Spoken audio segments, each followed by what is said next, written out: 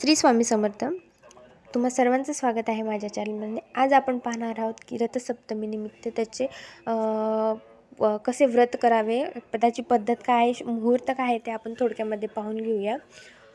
मराठी महिन्यांमध्ये माघ महिन्याला अनन्यसाधारण असे महत्त्व आहे. या महिन्यात अनेक व्रतवैकल्य सण उत्सव येतात. भारतीय संस्कृतीतील व्रते परंपरा यांचे केवळ आध्यात्मिक किंवा सांस्कृतिक एवढेच महत्त्व नसून ते आरोग्यदायी आणि विविध प्रकारच्या समृद्धीचे कारकही आहेत.